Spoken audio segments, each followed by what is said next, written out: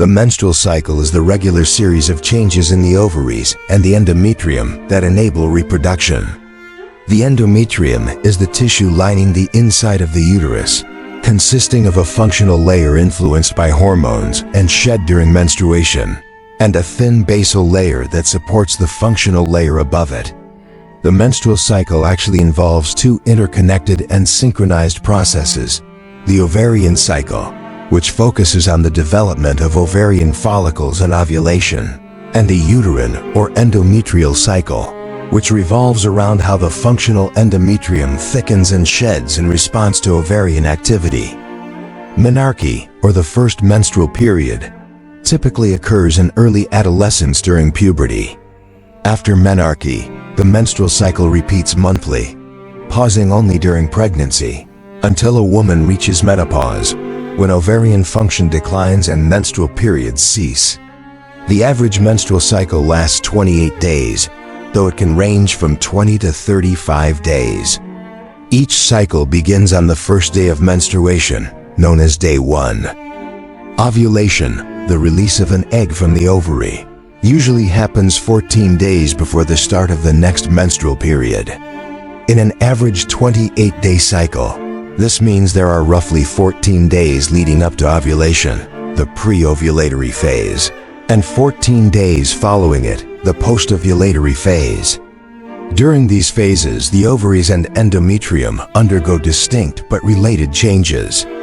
As a result, each phase of the menstrual cycle has two names to describe these parallel processes. For the ovaries, the 2 weeks before ovulation are called the follicular phase, corresponding to the menstrual and proliferative phases of the endometrium.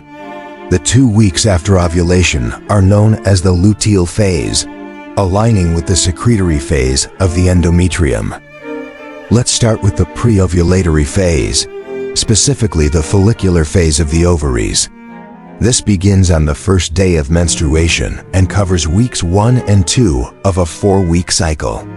The entire menstrual cycle is regulated by the hypothalamus and pituitary gland, which act as the control centers of reproduction. The hypothalamus releases gonadotropin-releasing hormone, GnRH, prompting the anterior pituitary gland to secrete follicle-stimulating hormone, FSH, and luteinizing hormone, LH. Before puberty, GnRH is released steadily, but during puberty, it comes in pulses, sometimes stronger, sometimes weaker. The frequency and strength of these GnRH pulses determine how much FSH and LH the pituitary produces, controlling the maturation of ovarian follicles. Each follicle initially contains an immature egg, primary oocyte, surrounded by theca and granulosa cells, the hormone-producing cells of the ovary. During the follicular phase, these egg-containing follicles grow and compete for the chance to ovulate. In the first 10 days, theca cells develop receptors and bind to LH, releasing large amounts of androstenedione, an androgen hormone. Meanwhile, granulosa cells develop receptors and bind to FSH, producing the enzyme aromatase, which converts theca-derived androstenedione into 17-estradiol, a type of estrogen. From days 10 to 14, granulosa cells also start developing LH receptors alongside their existing FSH receptors. As the follicles grow and estrogen enters the bloodstream, rising estrogen levels send a negative feedback signal to the pituitary, reducing FSH secretion. This causes some developing follicles to stop growing, regress, and die off. However, the follicle with the most FSH receptors continues to develop, becoming the dominant follicle destined for ovulation. This dominant follicle keeps producing estrogen, and the increasing estrogen levels make the pituitary more responsive to the pulsing GnRH from the hypothalamus.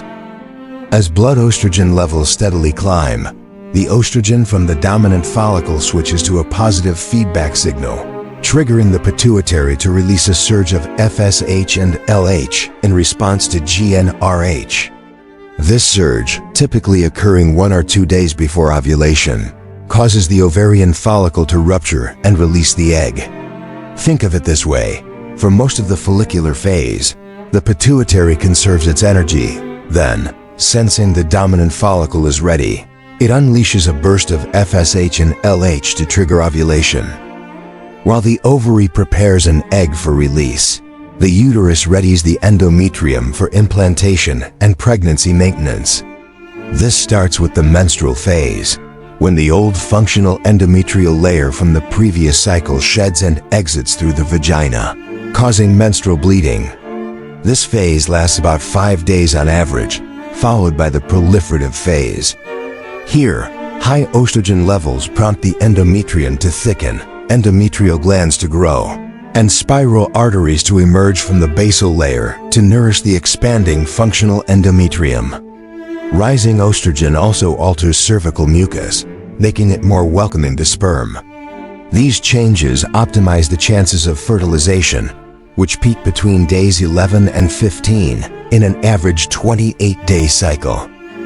After ovulation, the remaining follicle transforms into the corpus luteum, made up of luteinized theca and granulosa cells exposed to the high LH levels just before ovulation.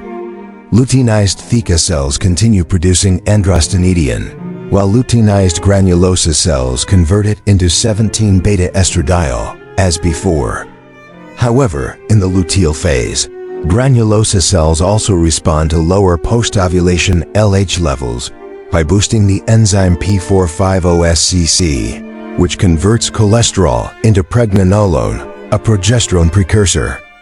Thus, progesterone becomes the dominant hormone, sending a negative feedback signal to the pituitary to reduce FSH and LH secretion.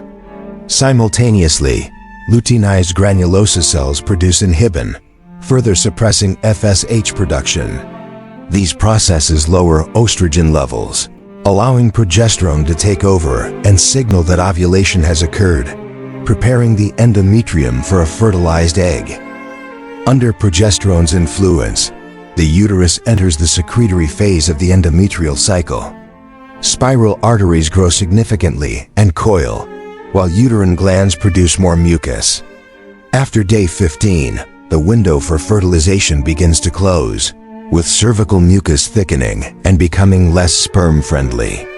Over time, the corpus luteum degenerates into the inactive corpus albicans, which no longer produces hormones, causing estrogen and progesterone levels to drop.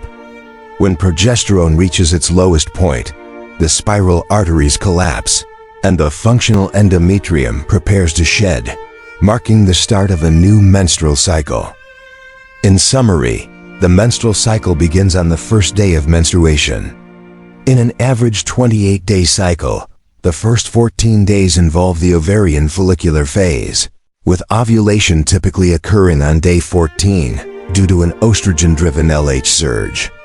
The final 14 days form the luteal phase, dominated by progesterone. While the follicular phase length may vary, the luteal phase almost always lasts 14 days before the next period. The uterus also undergoes its own changes. The first 14 days include the menstrual and proliferative phases, followed by the secretory phase in the last 14 days.